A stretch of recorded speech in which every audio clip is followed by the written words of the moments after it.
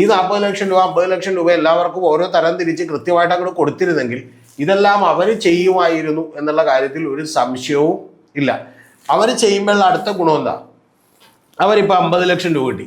ഒരാളും അവിടെ ഓടിച്ചെന്നിട്ട് 50 ലക്ഷം രൂപക്ക് വീട് സ്ഥലവും മേടിക്കില്ല. പകരം എന്ത് ചെയ്യും? അവനൊരു 25-30 ലക്ഷം രൂപക്ക് ചിലപ്പോൾ വീട് സ്ഥലവും കൂടി കിട്ടാവുന്നത് മേടിക്കും. അപ്പോൾ അങ്ങനെ മേടിച്ചിട്ട് മറ്റേതെങ്കിലും തരത്തിലുള്ള ഒരു ഉപജീവന മാർഗം കണ്ടെത്താൻ കൂടി കഴിയുമായിരുന്നു. അപ്പോൾ അത്തരത്തിലുള്ള ഉപജീവന മാർഗം കണ്ടെത്താൻ കഴിയാത്ത അവസ്ഥയിലേക്ക് ഈ വീടുകൾ വെച്ച് കൊടുത്തുകൊണ്ട് മാത്രം എന്താണ് പ്രയോജനമെന്ന് നമ്മൾ ചിന്തിക്കട്ടെ. ഇപ്പം പോലും ഷിബിലി അറിയേണ്ടത് അവിടെയുള്ള ആളുകൾക്ക് നഷ്ടപ്പെട്ടു പോയ സർട്ടിഫിക്കറ്റ് പോലും വീണ്ടും കിട്ടിയിട്ടില്ല. അപ്പോൾ അതുകൊണ്ട് ഇത്തരത്തിൽ ഉപജീവന മാർഗം കണ്ടെത്താൻ കഴിയാതെ പകരം ഗവൺമെന്റിന് ഇത് ഞങ്ങൾ ഭംഗിയായിട്ടൊരു പുനരധിവാസം നടത്തിയിരിക്കുന്നത് കാണിക്കാൻ പറ്റും. മറ്റത് പണം കൊടുത്തിട്ടുണ്ടെങ്കിൽ അതങ്ങോട്ട് കാണിക്കാൻ കഴിയില്ല. യഥാർത്ഥത്തിൽ ഒരു കാര്യം കൂടി പറയാം. ഇനി മുതൽ എല്ലാ ദുരന്തത്തിനും വാഗ്ദാനം നടത്തുന്നവരുടെ ലിസ്റ്റ് ജനങ്ങളെങ്കിലും എഴുതി വെക്കണം.